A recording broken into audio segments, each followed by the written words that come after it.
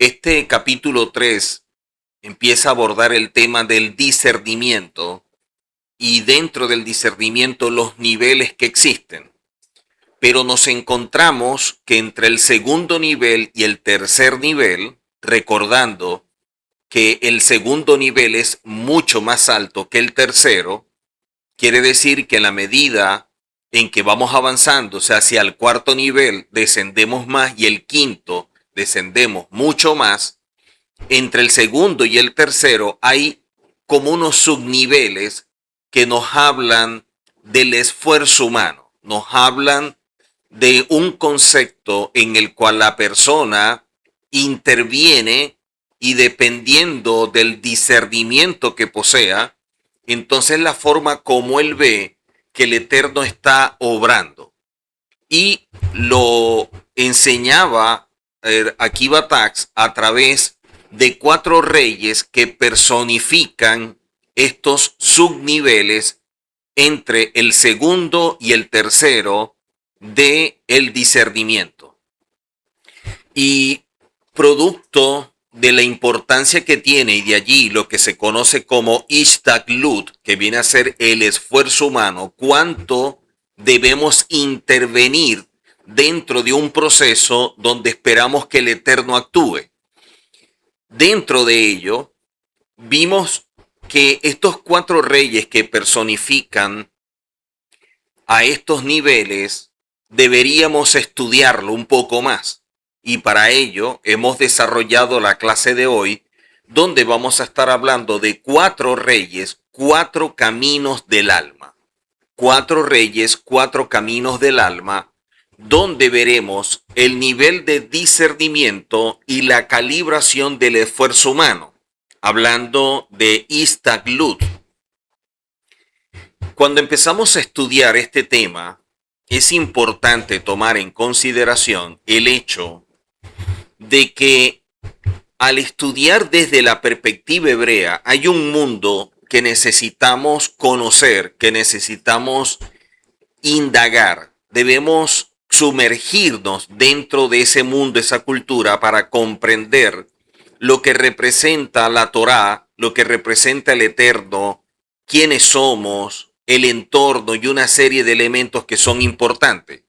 Y en este momento que estamos estudiando al mundo y cómo el Eterno está oculto a través de una máscara que viene a ser toda la realidad que nosotros percibimos, dependiendo del nivel de discernimiento, podemos apreciar más o menos al Eterno en este mundo.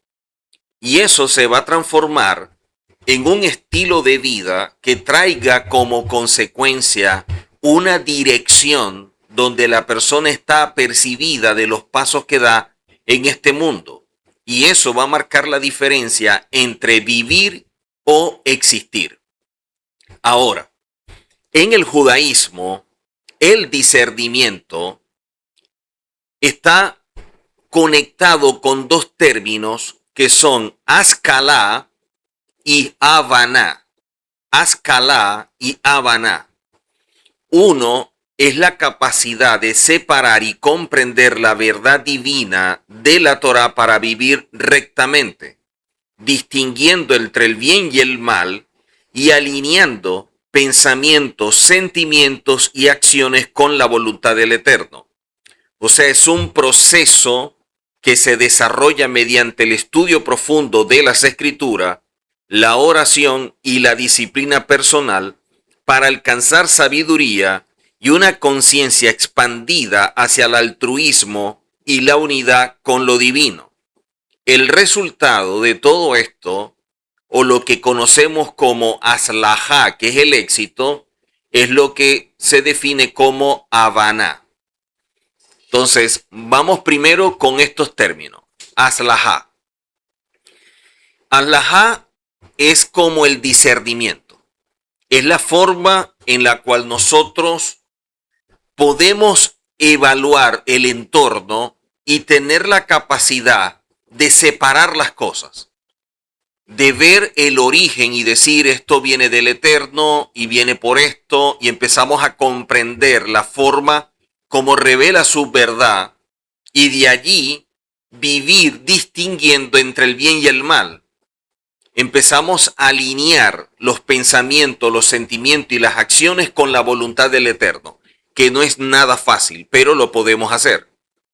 Entonces, como este es un proceso que se desarrolla mediante el estudio profundo, necesitamos comprender todos estos términos y de allí lo que nos está facilitando como enseñanza a través de este libro, La Máscara del Mundo, para que nosotros tengamos mayor herramienta y podamos elevar nuestro nivel de comprensión y de allí también de discernimiento. Quiere decir que si nosotros empezamos a alinear la voluntad, empezamos a alinear esos sentimientos, los pensamientos, nuestra forma de hablar a la voluntad del Eterno, vamos a caminar no solamente operando con dominio propio, sino también a través de la disciplina, ya que la disciplina es hacer lo que se debe conforme a la Torah y no lo que se quiere conforme a un alma que está viciada y que necesita ser renovada. Entonces, por un lado tenemos dominio propio, por otro lado empezamos a desarrollar la disciplina y eso es lo que nos ayuda a tener un nivel de conciencia más alto. Y recordemos que cuando hablamos de un nivel de conciencia más alto, estamos hablando de cuánto empezamos a profundizar en nuestro mundo interior. La conciencia es lo que nosotros empezamos a despertar internamente para llegar a comprender quiénes somos, evitar como esas crisis existenciales y de esta manera empezar a estudiarnos. Nuestra personalidad, nuestro temperamento, el carácter, por qué yo me comporto de esta forma, por qué mi conducta es así, por qué tengo tal actitud, qué es lo que lo origina, por qué yo reacciono, por qué yo decido. Todo eso es parte del despertar de conciencia. Está relacionado con nosotros. Y eso es lo que nos va a ayudar a alcanzar un desarrollo espiritual. ¿Ok? Ahora, cuando empezamos a estudiar este término y de allí lo que representa, nos empieza como que a ampliar mucho más la visión en cuanto al discernimiento. Si el discernimiento viene a ser el resultado de todo un proceso de alineación en cuanto a la voluntad, pensamientos, sentimientos, acciones, palabras, y por ser un proceso, se desarrolla a diario, no es instantáneo, no es algo inmediato, tenemos que luchar contra el sistema de esta generación, que todo es instantáneo, que trabaja en función de la inmediatez. Quiere decir que si no tenemos eso presente, la ansiedad podría ser el enemigo que sabotee nuestro proceso para alcanzar discernimiento. Entonces, el discernimiento es lo que me va a ayudar a desarrollar la capacidad de separar y comprender la verdad del cielo. Yo puedo separar y comprender esa verdad, cómo se manifiesta en este mundo y la manera en la cual se revela. A través del discernimiento yo puedo ver el bien y el mal operando. Y eso me facilita mucho la toma de decisiones y la manera de proceder. Ahora, veamos lo que el rabino Moshe Luzzatto nos enseña a través del discernimiento. Y dice lo siguiente. Este rabino, conocido como el Ramjal, expresa en la introducción a su libro sobre la lógica y el discernimiento, conocido como Sefer al-Gaon, que la creación debe ser completada por el hombre. La creación debe ser completada por el hombre. Y eso es algo que nosotros vemos en Génesis capítulo 1 y 2. Es así que vemos a un árbol dar mejores frutos cuando fue cultivado por el hombre que cuando fue producido de manera espontánea por la naturaleza. Lo mismo ocurre con el intelecto humano.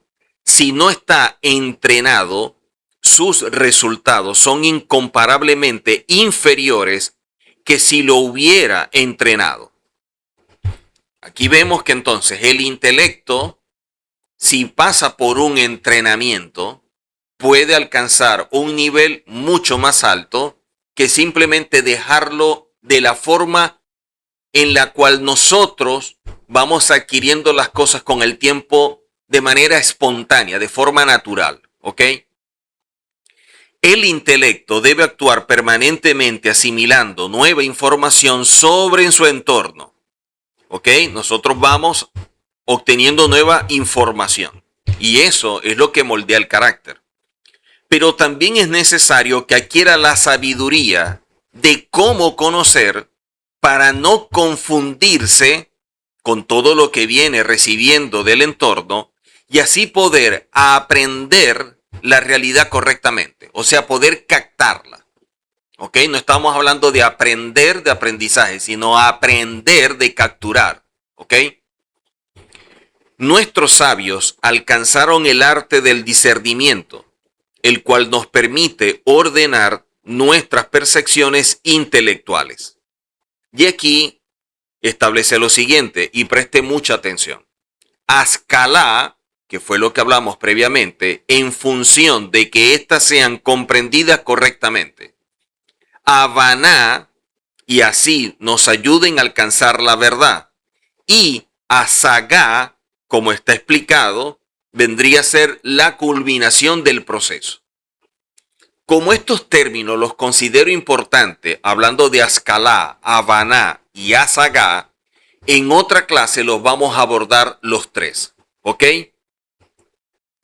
Para que tengamos un conocimiento básico de ello, porque luego lo vamos a desarrollar y a profundizar, cuando hablamos de Ascalá, estamos hablando de lo que representa el discernimiento y de allí el entendimiento o la iluminación que podemos tener en un momento. Aunque también cuando empezamos a investigar, Ascalá también es el nombre de un movimiento que surgió hace muchos años dentro del judaísmo, ¿ok? Pero no estamos hablando de ello. Entonces, Ascalá viene a ser el esfuerzo intelectual para discernir los principios universales de la Torá, logrando una comprensión profunda. Y allí entra la Havaná, que viene a ser la comprensión. O sea, la Havaná es lo que nos permite tener la capacidad de ordenar las percepciones intelectuales para captar la realidad espiritual. Y de allí lo que se conoce como Asagá, que viene a ser el logro, lo que nosotros conquistamos al final de este proceso cuando alcanzamos la verdad espiritual y actuamos en consecuencia con ella. Entonces hay tres pasos. Ascalá, lo que yo entiendo a través de estos principios universales de la Torá y cómo puedo llegar a comprender de manera profunda todo. De allí viene la Havaná, que es la comprensión en sí misma y es la manera como yo puedo ordenar todo lo que yo percibo. ¿Ok? Y Asagá viene a ser el logro o el resultado de todo este proceso. Entonces, serían tres pasos. Ascalá, Havaná y Asagá. De esta forma, nosotros podemos entonces llegar a conocer o comprender lo que es la verdad del Eterno y de esta manera percibir al mundo de forma totalmente diferente. ¿Por qué lo podemos percibir de manera diferente? Porque cuando desarrollamos el discernimiento, eso es lo que nos permite separar la verdad de la realidad. O sea, viene a ser una herramienta para poder ver al Eterno más allá de la máscara que lo esconde. Entonces, como en este mundo la realidad es un espejismo y eso se transforma en una máscara que oculta al Eterno, yo debo descubrir qué es lo que hay detrás de la realidad. Detrás de la realidad me voy a encontrar la verdad y al mismo tiempo me encuentro al Eterno. Entonces, cuando yo voy a actuar, la pregunta que debo hacerme es, ¿yo estoy actuando conforme a la realidad o conforme a la verdad? Esa es la pregunta que debemos hacernos. Y dependiendo de la respuesta, si es conforme a la verdad o a la realidad, determina el nivel de discernimiento y cuánto puede ejercer la máscara poder o dominio sobre nuestra percepción. Repito, cuando yo voy a hacer algo, lo estoy haciendo basado en la verdad o la realidad. ¿Basado en qué yo voy a realizar una tarea? ¿La verdad o la realidad? Dependiendo de la opción que yo tenga, o sea, si yo estoy optando por la verdad y allí tomo una decisión, entonces la verdad es la que me permite caminar en este mundo bajo principios del cielo. Quiere decir que yo estoy alineando mi voluntad a la del Eterno. Pero si yo camino conforme a la realidad, que no necesariamente es una decisión, sino una reacción, entonces significa que la realidad yo la estoy percibiendo como si fuera una verdad. Yo capto la realidad como, bueno, este es el mundo donde yo estoy y aquí yo vivo y construyo y tengo metas y una serie de cosas y todo gira alrededor de este mundo como si no hubiera nada más fuera de esto. O sea, yo no estoy viendo la máscara. Yo estoy viendo es al mundo. Es como si yo viera un payaso, yo creo que el payaso es tal cual. No estoy viendo que es un hombre disfrazado. No, yo digo, este es un payaso y siempre lo voy a ver de esa manera, como un payaso. Allí es donde se me presenta el problema. Por lo siguiente, si yo creo que el payaso es tal cual, entonces yo no voy a conocer a la persona que está detrás de ese disfraz, que es realmente el ser humano. El mundo es una máscara que esconde al Eterno. Si yo creo que el mundo es tal cual, yo jamás voy a poder apreciar al Eterno. Y por lo tanto, todo el tiempo va a estar oculto para mí. De allí que la religión, en vez de darnos herramientas para superar esa barrera, esa dificultad, la misma religión crea su propia máscara y nos esconde más al Eterno. O sea, la religión no es un medio que nos permite acercarnos al Eterno, sino que nos permite acercarnos a una visión que parte de la interpretación privada que tiene alguien del Eterno. Entonces la religión me está mostrando lo que yo creo del Eterno y así lo enseño. Entonces yo estoy mostrando una máscara. Yo no estoy quitando a la persona el velo para mostrarle la verdad y decirle, este mundo es una realidad, es un espejismo, supéralo y tienes que ir más allá y por lo tanto necesitas la verdad. Y la verdad es esta.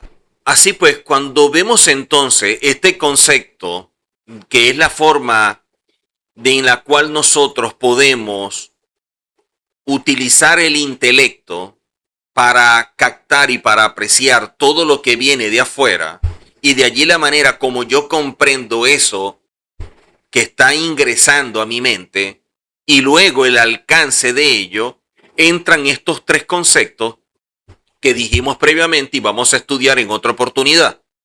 Pero no olvidemos que cuando hablamos de Ascalá, viene a ser el proceso que nos conduce a percibir objetivamente la realidad. ¿Ok? Y este proceso que nos conduce a percibir objetivamente la realidad pasa por etapas.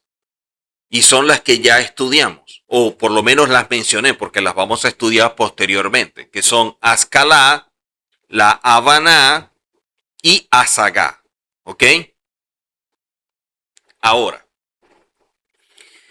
cuando esto lo tenemos un poco más claro y decimos, si yo lo que estoy captando a través de mis sentidos es la realidad y esa realidad la que está alimentando mi mente, quiere decir que mi sistema de creencia, mi juicio de valores, lo que determina qué está bien y qué está mal, mi forma de conducirme, no está basada en una verdad. O sea, no es objetiva, es subjetiva. Porque dependiendo la cultura, es lo que me va a alimentar. Cada cultura nos está aportando lo que de ella emana. Y de allí la idiosincrasia y la forma de cómo cada ciudadano en su país y en su ciudad percibe todo. Entonces, ¿qué sucede? Si la realidad es la que vemos de manera natural, es lo que vemos de forma natural, ¿cómo podemos superarlo? La única forma de superarlo es que a través del estudio nos empiece a motivar, a profundizar y darnos cuenta que existe una verdad que desconocemos, pero que pensamos que teníamos. Y nosotros, la verdad que pensamos que teníamos, pudiéramos de alguna manera relacionarla con la religión, que a su vez creemos que es sinónimo de espiritualidad cuando no es así. Quiere decir que cuando yo tengo la realidad y esa realidad me está alimentando, yo soy el resultado de las circunstancias, de las tradiciones, de las costumbres, de la cultura de un lugar en específico. Y eso es lo que hace que yo piense, analice, evalúe, me comporte, juzgue o señale basado en el patrón cultural que la realidad generó dentro de mí. O sea, yo soy el resultado de una construcción de un lugar específico, por lo tanto podemos decir que es una construcción cultural, y dentro de esa construcción cultural está la parte social, la parte moral, la parte religiosa, X o Y. Pero es una construcción. Ahora, en medio de esa construcción y cómo ejerce dominio sobre mi vida, porque yo empiezo a establecer objetivos que este modelo me está diciendo que debo realizar. Entonces, este modelo cultural o este patrón cultural me dice a mí, bueno, el éxito se mide cuando tú te gradúas, tú tienes un título, tú tienes una casa, tú tienes un vehículo, dinero en el banco, tú te casas, tienes un hijo, tienes una familia, eres exitoso. Porque has logrado todo esto. Y en función de eso, todos nosotros empezamos una carrera para alcanzar esos objetivos, porque eso se traduce en éxito. Pero mientras esos objetivos sean la base de mi vida y de alguna manera eso es lo que le está dando sentido a cada día, a mi esfuerzo, mi tiempo, el dinero que invierto, etcétera, simplemente estoy demostrando cuán apegado, cuán dependiente soy de la realidad. Soy dependiente de la realidad. Estoy apegado a ella, dependo de ella. ¿Qué sucede? Que a través de estos niveles de discernimiento nos enseñan que la realidad es un espejismo. Entonces, cuando a mí me dicen que la realidad es un espejismo, todo lo que yo he construido para efectos de la verdad, pudiéramos decir que no es nada relevante. Para el mundo y su realidad, claro que lo es, porque es lo que capta la gente de forma natural. Pero para efectos del mundo espiritual y de la verdad, no es relevante. ¿Por qué? Porque eso no eres tú. Eso es lo que tú tienes, no lo que tú eres. Y tu construcción no está basada en la realidad, está basada en la verdad. Quiere decir que cuando empezamos a estudiar y nos damos cuenta de esto de manera intelectual, decimos, existe una verdad. Y aquí están enseñando que hay una verdad. Y nos están enseñando que existe una verdad y una realidad. Todo eso va a mi intelecto. Y ahí entra lo que decíamos anteriormente, Ascalá, la forma como nosotros percibimos todo, y luego el otro término, que es la manera como lo comprendemos. De esta forma viene un despertar de conciencia y allí empezamos a analizar todo esto porque de alguna manera tenemos la inquietud de saber si estamos en la verdad o en la realidad. Pero al mismo tiempo, ¿qué es la verdad y qué es la realidad? Cuando eso lo estudiamos, empezamos a notar que la realidad es lo que siempre hemos tenido y que carecemos por completo de la verdad.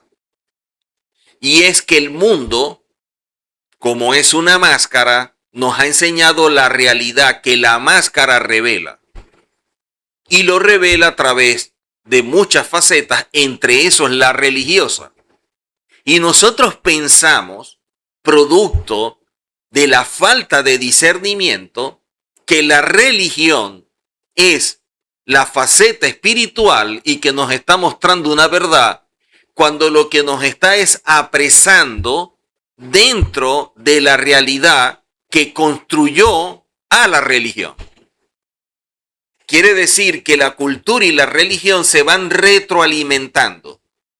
De la cultura sale la religión y la religión es afín a la cultura. Y eso se va dando a través de una retroalimentación.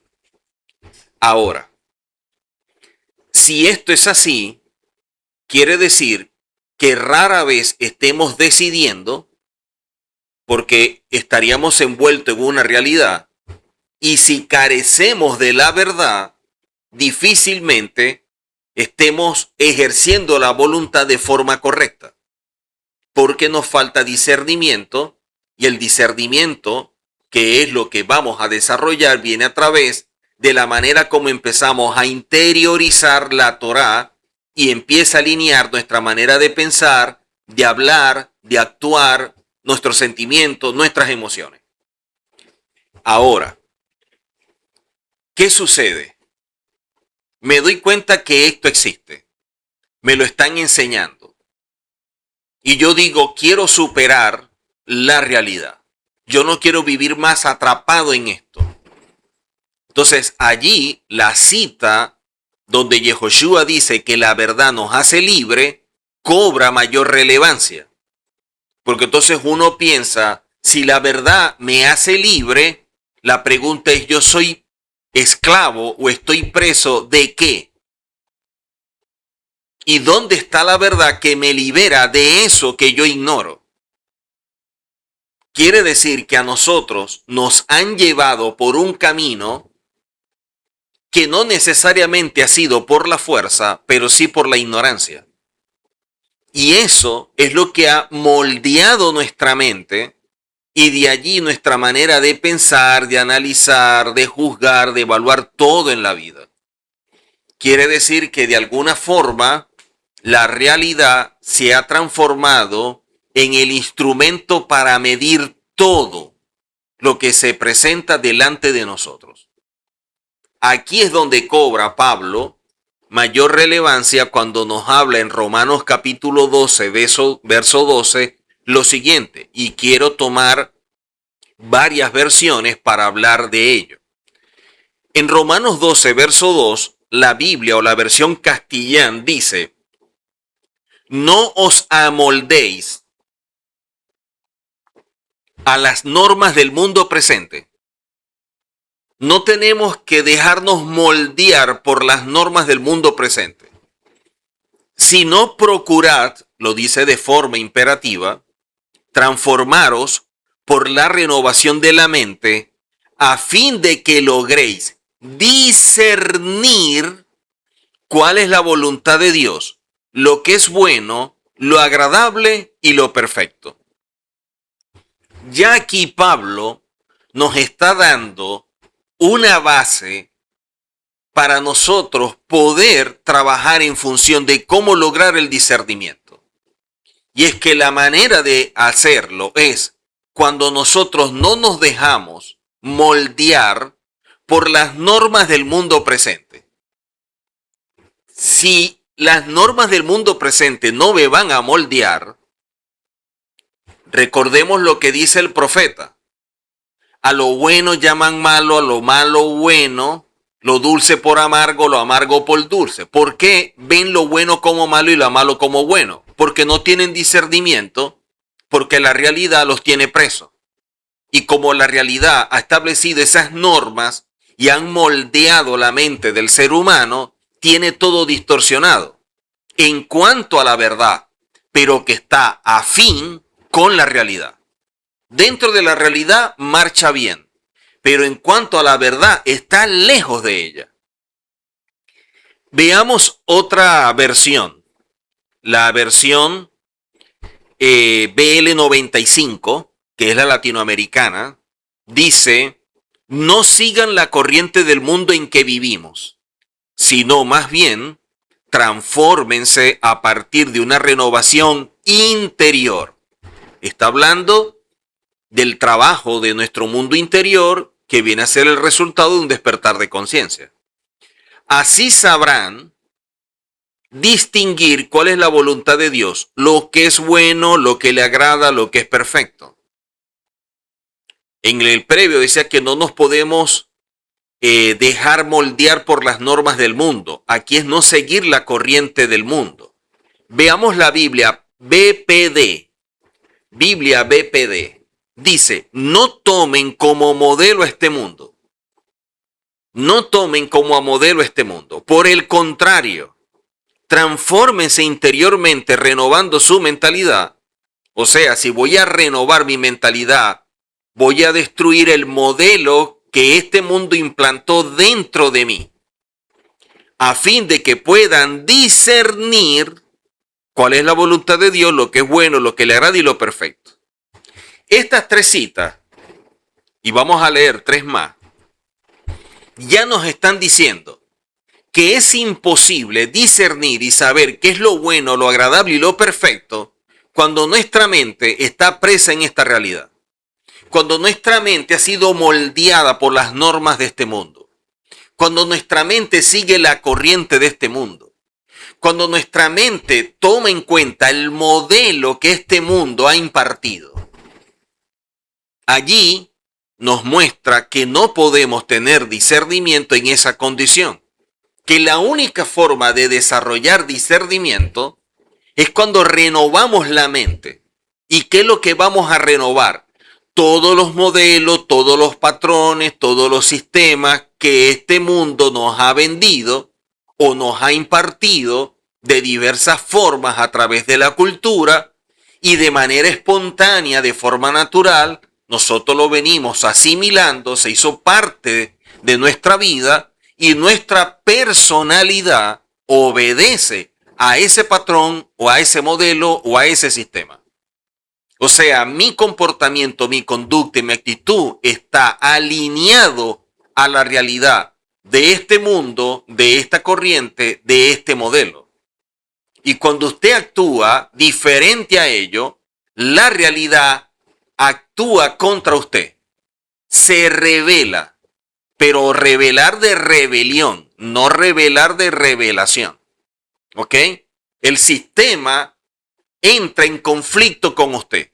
Ahora, del sistema, del modelo, ¿cuál es el enemigo más fuerte que se va a presentar contra usted?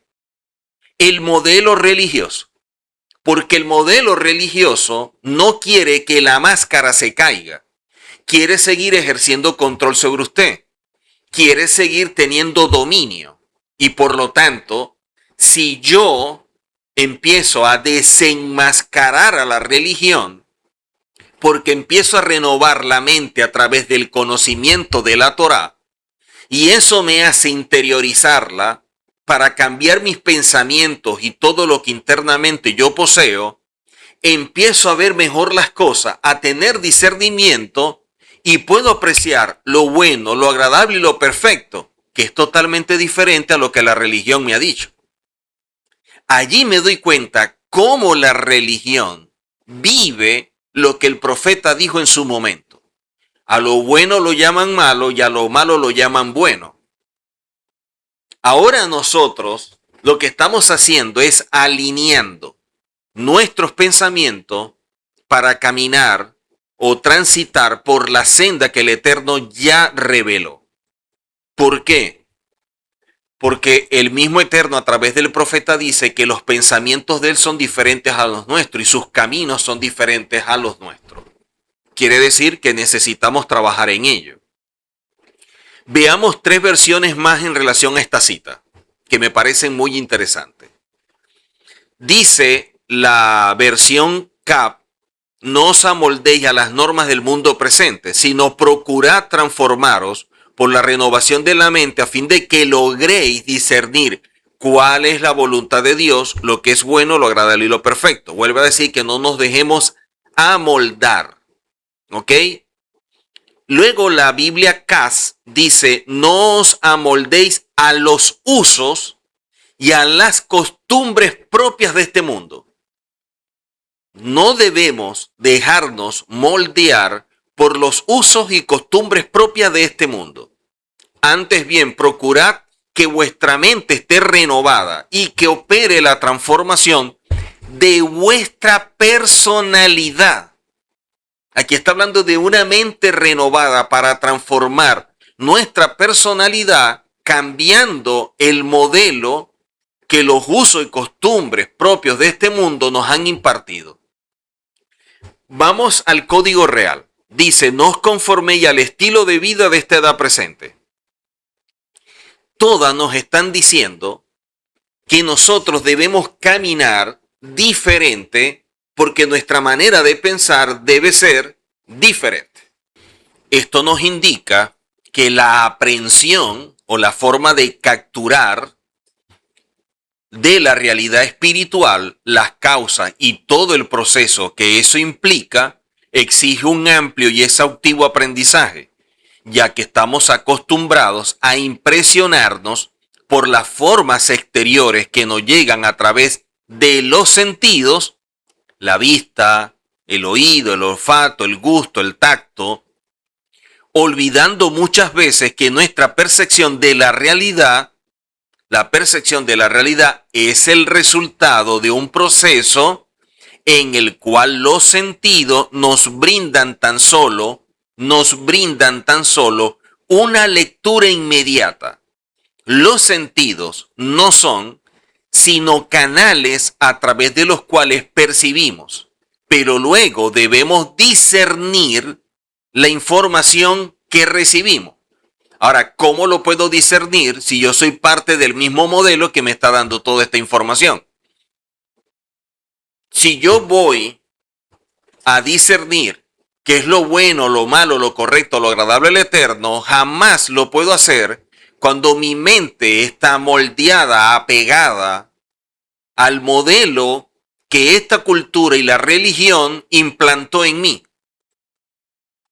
Entonces, la percepción mental y espiritual, en cambio, viene a ser el resultado de un proceso de discernimiento inteligente que desemboca finalmente en una comprensión más amplia de la realidad.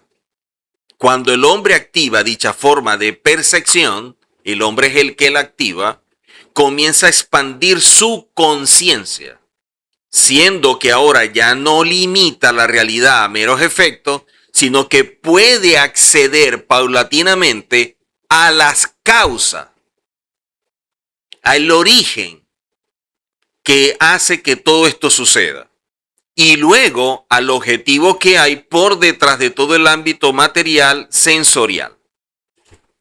Qué interesante cuando empezamos a ver cómo todo esto nos está mostrando que el discernimiento no es algo que nosotros podemos alcanzar de forma espontánea. Decir, bueno, yo tengo discernimiento, no es tan sencillo como lo expresamos. Que el discernimiento viene como resultado de un proceso en el cual nosotros nos vamos desconectando del mundo, de este sistema, y vamos rompiendo con el molde, con sus usos y costumbres, con sus sistemas, con sus modelos.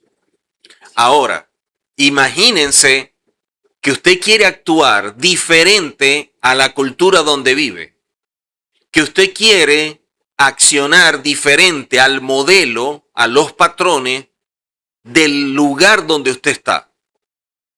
De alguna manera, usted puede ser visto como alguien desadaptado. ¿Y qué es lo que nos dice Pablo? No os adaptéis. Entonces, para efectos de la realidad, seríamos como alguien desadaptado. O sea, no terminamos de ser parte de todo eso, porque no nos sentimos bien con ello. Y no nos sentimos bien con ello porque hay una verdad revelada a través de la Torá con la cual estamos comprometidos.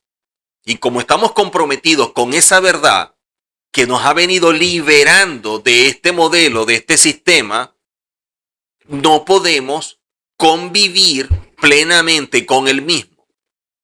Por eso es que Yehoshua dijo de forma muy clara, no los saques del mundo. O sea, guárdalos del mal, pero vamos a estar dentro del mundo. Entonces yo puedo estar en el mundo y ser guardado del mal cuando yo tengo discernimiento y estando en el mundo no atento contra la voluntad del Eterno.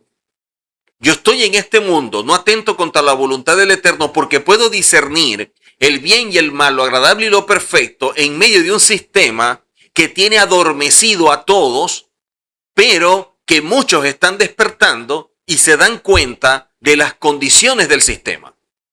Y de esta manera, entonces se empiezan a desligar de él. O como dice Pablo, no se adaptan a él mismo. Quiere decir que esta palabra discernimiento, que en hebreo se refiere a la capacidad de diferenciar entre lo bueno y lo malo, entre lo puro y lo impuro, entre lo santo y lo ordinario o común, tal como lo enseña la misma Tanakh o en la Biblia, el profeta Ezequiel, cuando lo vemos en el capítulo 22 que dice, sus sacerdotes violaron mi Torá y profanaron mis cosas santas, pues entre lo santo y lo ordinario no hicieron diferencia. No hicieron diferencia. Y tampoco distinguieron entre lo puro y lo contaminado. Y en cuanto a mis días de Shabbat, ocultaron sus ojos. Y así yo fui profanado en medio de ellos. Si estos sacerdotes perdieron el discernimiento y empezaron a profanar y a violentar las cosas, quiere decir que de alguna manera el proceso de asimilación empezó a causar su efecto.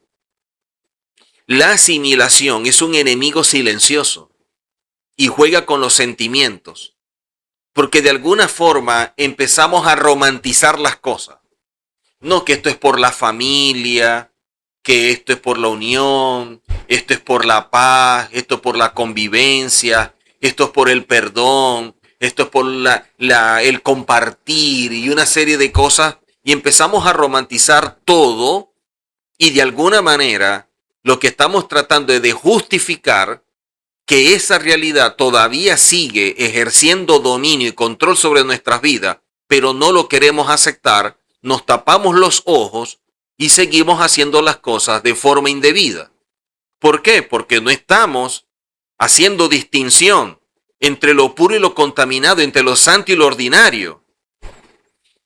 Como dicen acá, ocultaron sus ojos.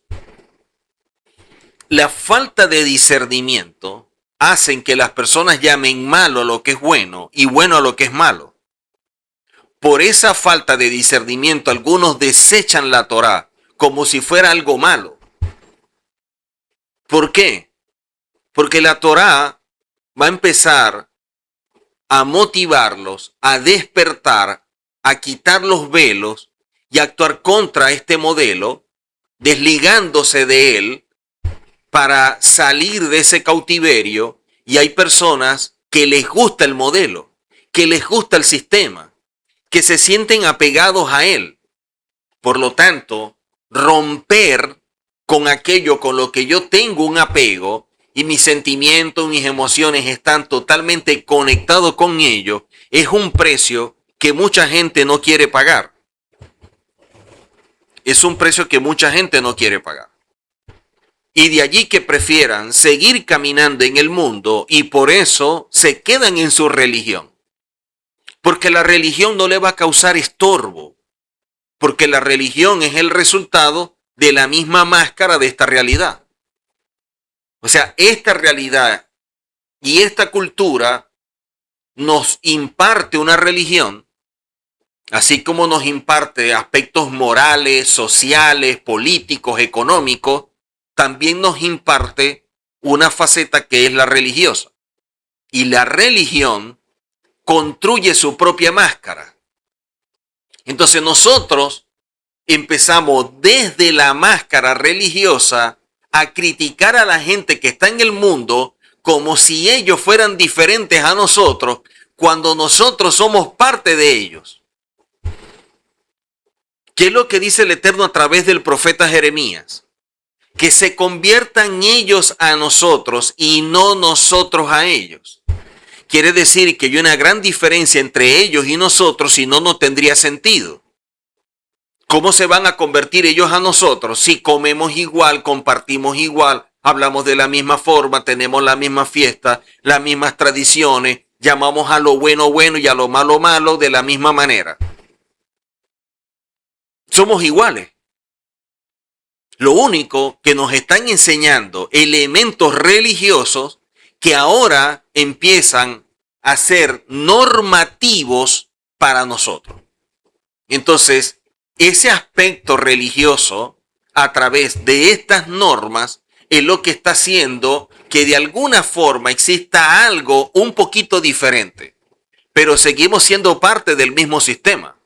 Y eso es lo lamentable, que la gente desde la religión hablan de libertad estando en una cárcel, estando en una prisión religiosa. O hay otros que hablan de reino cuando no viven y experimentan la cultura de ese reino, porque operan dentro de un sistema que es contrario a él. Pero se oye muy bonito, se oye espiritual, se oye como alguien en un nivel más alto, ¿no? Pero es la misma persona y están en el mismo sistema. El dilema eterno de la acción humana y la providencia divina. ¿Cómo equilibramos nuestro esfuerzo para cambiar el mundo con la confianza en que un poder superior guía el resultado? O sea, ¿cómo yo puedo intervenir para causar un efecto en mi entorno y tener la confianza de que el Eterno es el que me está guiando y por ello voy a ver el resultado? O sea, ¿cuándo actuar con nuestra fuerza y cuándo es más sabio retirarse y confiar? Allí veíamos la manera como personifica David, Asa, Ezequías, Josafat, diferentes niveles. Y eso lo que nos está mostrando es la manera como nosotros intervenimos. Entonces, nuestro mapa de exploración nos habla del concepto clave que viene a ser Istaglut, que es el esfuerzo natural o es la manera como nosotros intervenimos en medio de todo esto, y los niveles de discernimiento. La segunda es las herramientas pedagógicas, que es donde vamos a desarrollar toda la enseñanza a través del Midrash de los 4 reyes, siendo ellos los arquetipos, y vamos a analizar a David, a Asa, Josafat y Ezequías. Y de esta manera la aplicación práctica o una metodología para calibrar nuestro esfuerzo. Por lo tanto, aquí el concepto clave es el esfuerzo humano que debe ser implantado en medio de una situación. O sea, ¿cuánto yo debo involucrarme o ser parte de un proceso? Es que esto tiene que darse o suceder por X o por Y. Ok, ¿intervengo o no intervengo? ¿Hago como David y voy? ¿O simplemente hago como este rey Ezequías, me acuesto a dormir y se lo dejo a las manos del Eterno y que sea el que obre. Entonces aquí lo que conocemos como istaglut, que es el esfuerzo humano, y es el término hebreo para ello, nos está mostrando la diligencia y la acción responsable en el mundo de parte nuestra. O sea, considero que el dilema no es si debemos actuar, porque creo que siempre debemos actuar. La pregunta sería, ¿cómo, cuánto y con qué conciencia debemos realizar la acción o debemos actuar? Esas sí serían las preguntas. Pero que debemos actuar, evidentemente, si tenemos un nivel de discernimiento que nos está mostrando que es importante actuar o intervenir y la relevancia de lo que se esté viviendo será lo que haga que a lo mejor la personificación del rey David, como la manera en que se involucra por completo, probablemente sea la forma de proceder de muchos de nosotros. Quiere decir que el discernimiento es lo que nos permite ver a través de la máscara. La naturaleza autónoma, cuando hablamos del segundo nivel, se percibe la naturaleza como autónoma producto de que lo captamos de manera natural. El esfuerzo humano parece ser la causa directa del éxito o fracaso, aunque se sospecha que algo más opera detrás. ¿Ok? Esos son los niveles de discernimiento que estamos estudiando. Este es el nivel 2. El tercer nivel se reconoce que la naturaleza es una máscara de la acción divina y el esfuerzo es un canal necesario, pero no la causa última del resultado. Entonces, entre estos dos niveles es que intervienen los 4 reyes personificando la manera como debemos intervenir en medio de un proceso. Y allí es donde está el nivel 2 y el nivel 3 conectados a través del puente pedagógico, donde surge el antiguo Midrash sobre 4 reyes y funciona como un puente pedagógico entre el segundo y el tercer nivel de discernimiento.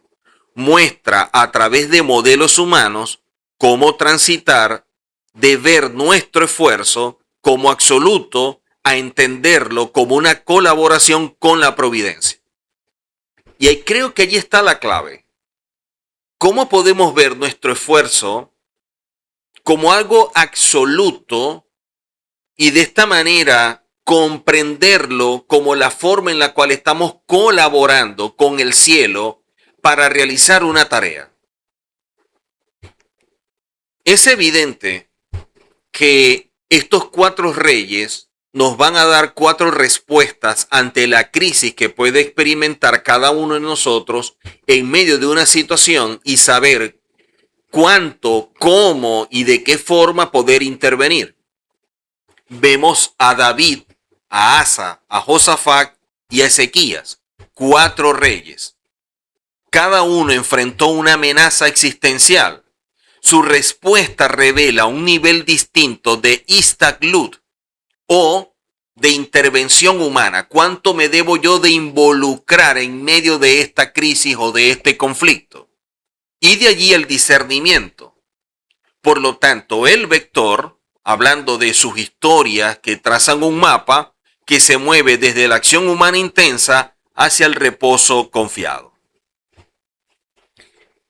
Esto nos empieza a mostrar que podemos accionar como David y en esa conexión plena donde estamos conscientes de que el Eterno está con nosotros porque tenemos ese discernimiento y ya la máscara no ejerce ninguna función porque sabemos quién está detrás de la máscara, quién es el que se coloca la máscara, ya lo sabemos, ya lo identificamos.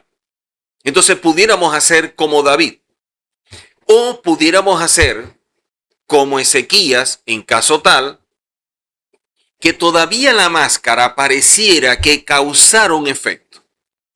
pareciera que todavía no ve cómo su intervención es parte del proceso donde el Eterno actúa en favor de alguien. O sea, él no lo ve como que yo debo intervenir, lo ve como que yo se lo dejo al Eterno y yo simplemente me acuesto a dormir a esperar que Él obre. Y esos son los puntos totalmente distantes que hay en cuanto a nivel de discernimiento y la forma como yo me voy a involucrar. Dependiendo del nivel de discernimiento, es lo que hará que determine cuánto yo puedo entrar en medio de ese conflicto o de esa crisis que puede estar viviendo una persona o una situación familiar o personal, lo que sea. Yo puedo decir, no, yo voy a actuar como David, voy a hacer esto y esto y esto, o no. Yo me voy a acostar, que sea el Eterno el que se encargue, y yo dejo esto en sus manos, que son las mejores manos. Se oye muy bonito, muy espiritual, pero no es lo correcto. Hay una visión sinóptica de los niveles de Istaglut, y vemos al rey David, al rey Asa, a Josafat y Ezequías. Y vamos a ver lo siguiente. Hay una acción central. Por ejemplo, David dice, perseguiré a mis enemigos. Asa dice que va a clamar y a través de esa búsqueda del clamor, él entendiendo esa alianza con el Eterno va a actuar en su favor. O sea, yo voy a ir, pero se encarga él. Josafat dice, no, yo voy a cantar. Yo no voy, no puedo pelear, pero me quedo aquí cantando, me quedo alabando y que él se encargue. Y Ezequías es un retiro total. Él no hace ningún esfuerzo. Él dice, yo me acuesto a dormir y que se encargue él. Quiere decir que el nivel de Istaglut, en el caso de David, es muy alto. Es una acción directa. O sea, él asume, y miren el nivel de discernimiento, que el Eterno está conmigo y yo estoy actuando en favor de algo porque yo lo represento y es la manera como él puede ejercer un rol en nombre del Eterno como si fuera el mismo Eterno. Como el caso de Moisés, cuando fue a liberar a Egipto. Él habló como si fuera el mismo Eterno, pero sabemos que es Moisés. Él tiene allí un nivel de Istaglut elevado como David. Asa es un nivel medio alto, porque usa ciertas cosas en el hecho de que yo voy a ir, pero tú te encargas de pelear. ¿Ok? En el de Josafat es un nivel medio. ¿Por qué? Porque es una acción ritual, es algo muy mínimo. Bueno, aquí me quedo cantando, alabando, porque la alabanza tiene poder y no sé qué, y si cantamos, eso es espectacular. Y empieza a espiritualizar la no acción a través del canto. Y está la acción de Ezequías. La de Ezequías es bajo.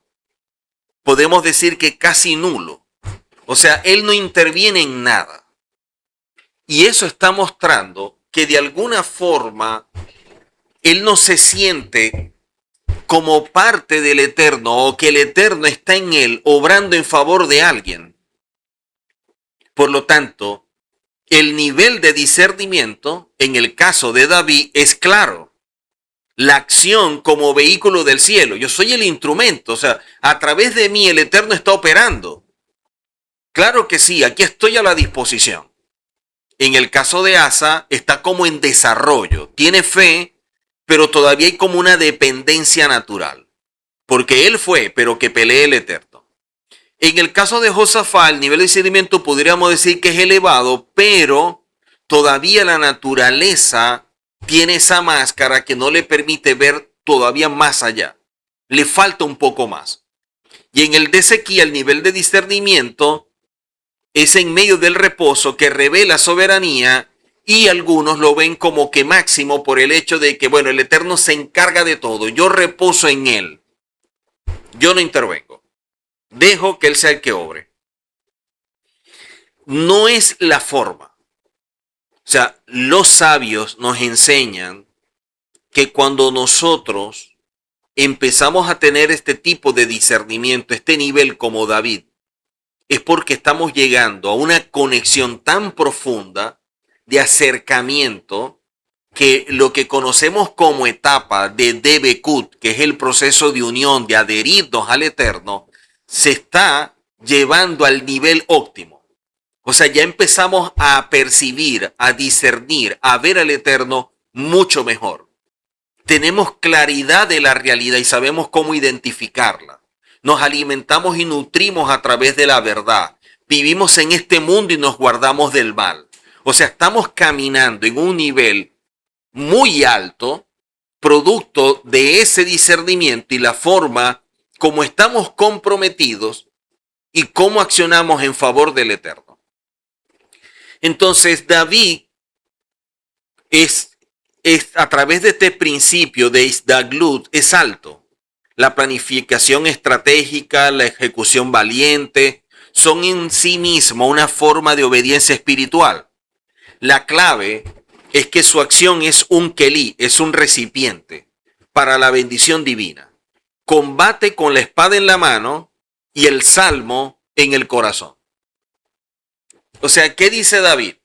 Yo soy un recipiente, yo me estoy vaciando para que exista mayor espacio donde el Eterno pueda colocar en mí todo lo que se necesite para caminar en un nivel de revelación mayor, con más discernimiento y más ajustado a la verdad. En el caso de Asa, los medios humanos bajo escrutinio. Dentro del principio, hablando de Isdalut, es medio alto. Utiliza sistemas, alianzas y recursos, los médicos, los ejércitos, soldados, los caballos, todo esto, pero debe vigilar constantemente. ¿Dónde reside su confianza última, no? En medio de todo esto. El riesgo espiritual, el desplazamiento de la confianza desde el Eterno hacia los instrumentos. O sea, él pudiera decir, yo fui, pero es que de alguna manera yo soy un estratega. O sea, yo sé de armar toda una operación militar. Y yo tengo buenos soldados, hay un buen entrenamiento, tenemos armas sofisticadas. Entonces es como que el Eterno está con nosotros, pero mis armas y todo lo que hay es lo que hace que de alguna forma también se dé la victoria. Está el arquetipo T, que es Josafat, la liturgia como estrategia de vanguardia. El principio, hablando de Istaglut, es medio. Él reduce la acción material a lo mínimo suficiente, y coloca la fe, como el canto, la plegaria, en primera línea. O sea, aquí la clave es que transforma el campo de batalla en un santuario, haciendo la máscara de la naturaleza translúcida. Entonces, como que yo estoy aquí, y yo estoy cantando, yo estoy orando, y una serie de cosas, y que allá el Eterno esté operando, yo aquí y él allá. O sea, la máscara todavía está, no total, pero existe. El cuarto, Ezequías, el reposo activo que revela soberanía. Istaglut bajo, tras hacer los preparativos esenciales se retira. Su dormir es un acto consciente de despejar el campo para una intervención divina inequívoca. A veces la mejor acción es apartarse para que el milagro sea puro sin la firma humana. La mayoría de la gente, pudiéramos decir que está entre Ezequías y Josafat. Mucha gente actúa como Josafat y canta y ora y una serie de cosas. Y otros están como que Ezequías, yo reposo en el Eterno que él obre, yo no voy a meter mi mano, yo dejo que todo fluya. Y todo se oye tan espiritual, pero está revelando la condición que tiene en cuanto a nivel de discernimiento. Esta acción está revelando todo esto. Y la persona de pronto no lo ve. cuando vemos a estos 4 reyes y estos 4 niveles de discernimiento y de allí cuánto debe intervenir en relación al esfuerzo humano, estamos viendo que los 4 reyes no es una jerarquía, es una cartografía. O sea, David es una acción inmensa, Asa oró, él clamó, Josafá él canta, Ezequías durmió. O sea, para muchos, y es su idea central, ningún modelo es intrínsecamente mejor. ¿Ok? Simplemente son 4 herramientas de discernimiento para 4 tipos de situaciones y niveles de claridad espiritual. O sea, cada persona opera de acuerdo a su nivel de discernimiento. Y ese nivel de discernimiento está ajustado a la revelación que posee del Eterno y la Torá. Por eso siempre he dicho que nadie camina más allá de su nivel de revelación. Yo no puedo dar más paso que aquello que la revelación me permita. Y lo otro que debo tomar en consideración, que yo no voy a dar mucho más allá de lo que mi temperamento y mi carácter pueda traer como consecuencia en mi vida. O sea, yo voy a ir tan lejos como mi temperamento y mi carácter me permitan caminar. Porque mi temperamento y mi carácter es el resultado de una construcción, de un sistema que me tiene apresado. Y allí el sistema alimenta cualidades que definimos como las negativas, que no nos dejan actuar semejante al Eterno para revelar su imagen. Y eso trae como consecuencia que la persona, por más deseo que tenga, y puede a lo mejor querer intervenir, así como David, tiene algo que lo está frenando. Y es su mundo interior que está totalmente desorganizado, está desalineado.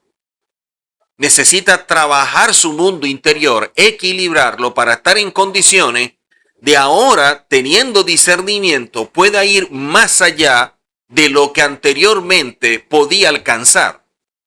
Entonces, la revelación nos va a permitir dar paso y el discernimiento es cómo vamos a caminar o actuar basado en la revelación que tenemos. El temperamento y el carácter es lo que puede ayudarnos a avanzar en el accionar o nos va a impedir avanzar. O sea, el temperamento y el carácter me pueden estancar y yo puedo tener una revelación. Pero a pesar de que tengo revelación de la Torá y sé lo que establece la Torá, dentro de mí hay enemigos ocultos. Hay enemigos ocultos. Y son los que yo debo superar. De allí que nosotros empezamos a ver lo siguiente. Cuando vamos de la alegoría a la vida, hay 2 elementos que no podemos obviar. La alajá, que es la forma como caminamos, y musar, que es la manera como nosotros podemos evaluar nuestro mundo interior. Cuando vamos a la alajá, que para efecto del judaísmo es ley, pero va más allá de ello, el istaglut o el esfuerzo natural nos impulsa a actuar responsablemente. O sea, debemos trabajar, buscar sustento, ser responsables, tenemos compromisos, claros que sí. Pero sabemos que todo esto es como consecuencia que estamos en este mundo. Pero yo no dependo de ello. O sea, yo no vivo para trabajar, sino que yo trabajo porque es parte de la vida. Y por eso cumplo con mi responsabilidad como padre, como esposo, como empleado, X o Y. Pero eso no determina mi accionar en este mundo y los objetivos que yo me he trazado para alcanzar un propósito celestial que es lo que le da sentido a la vida y eso es lo que se mide como éxito.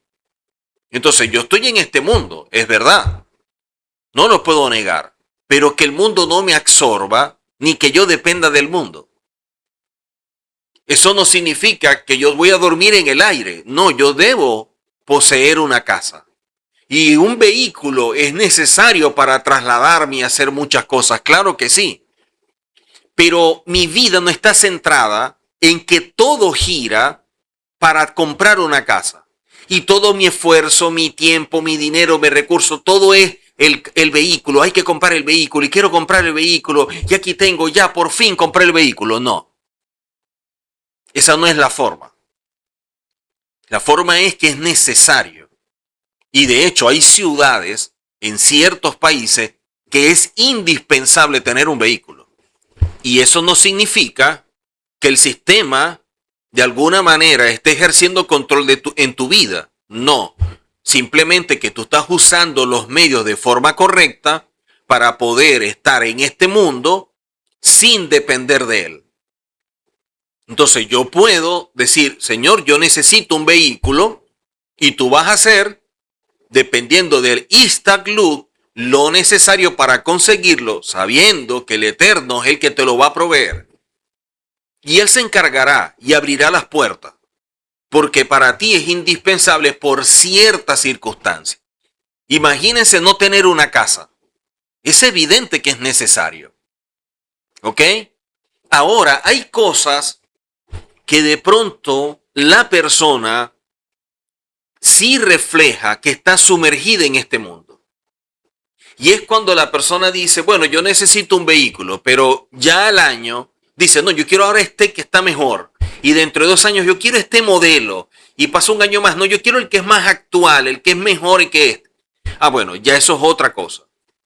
Ya él no está utilizando el vehículo, el auto, la camioneta, lo que compró, como un medio que le permite ir al trabajo o cumplir con ciertas responsabilidades, llevar al niño al colegio y una serie de cosas. No, ya él lo que quiere es aparentar, tener algo mejor, ya le gusta esto. Ya esos son deseos que está reflejando que el mundo lo está trayendo y que por lo tanto, como todos tienen mejores vehículos, carros más nuevos, autos más lujosos, yo también no me voy a quedar atrás. Ahí sí se pierde el sentido de esto. Entonces tenemos que también saber cómo llevar esta situación, hablando de ciertas cosas que están en el mundo, que son necesarias porque vivimos en él, pero no dependemos, ni nuestra vida se traza en función de obtener estas cosas. ¿Ok? Y por último está Musar, que nos invita a encontrar el equilibrio virtuoso, ni la arrogancia ni el control absoluto, ni la pasividad de la pereza irresponsable.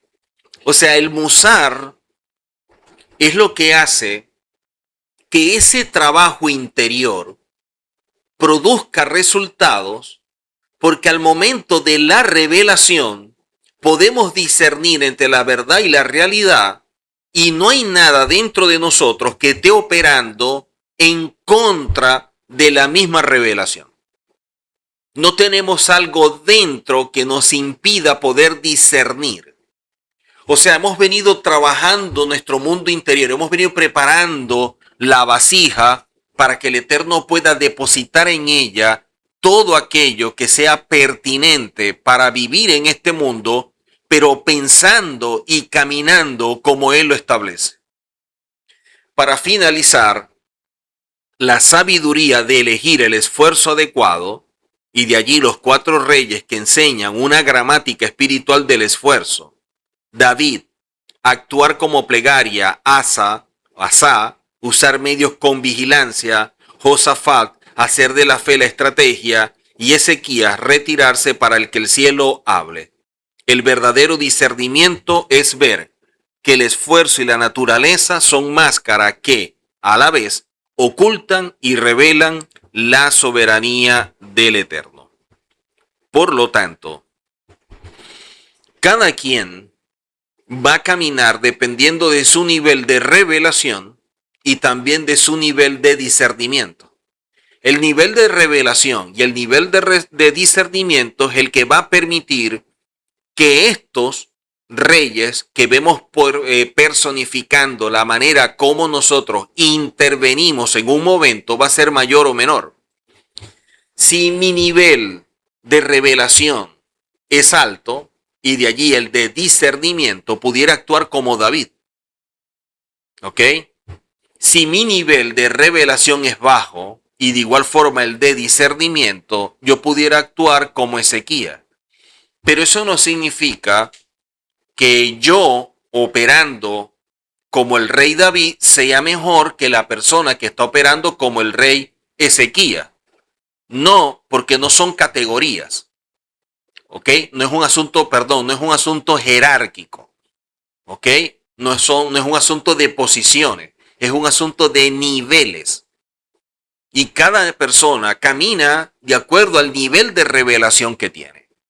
Entonces, no está mal, pero en la medida en que la máscara vaya cayendo, en que vaya estudiando, vaya interiorizando todo esto y sobre todo, como dijimos al principio, no se adapte al mundo, la persona va a poder operar mucho mejor y se va a involucrar más en los asuntos del Eterno. Como dijo en su momento Yehoshua, yo estoy en los negocios de mi Padre. Nosotros también debemos actuar en los negocios de nuestro Padre, porque somos instrumentos de Él. Recordemos que el mismo Yehoshua dijo, así como tú me enviaste, yo los he enviado. Eso significa que hay una tarea asignada desde el cielo y para ello todos los recursos y herramientas que nos están aportando para cumplir con esta misión. Ya queda de parte de cada quien cómo la va a ir cumpliendo, pero es evidente que el Eterno va a delegar tareas dependiendo de la persona. O sea, el Eterno nunca le va a pedir algo a alguien que el mismo Eterno sabe que no está en capacidad y que Él no lo ha dotado con esa facultad para hacer ese trabajo. En pocas palabras, el Eterno nunca coloca una carga que no podamos sobrellevar. Así que de esta forma estudiamos esta área dentro de los niveles de discernimiento, esperando que le ayude y que de esta forma sigamos avanzando a través del estudio de estos temas y cada día poder profundizar mucho más. Nos vemos en la próxima. Shalom.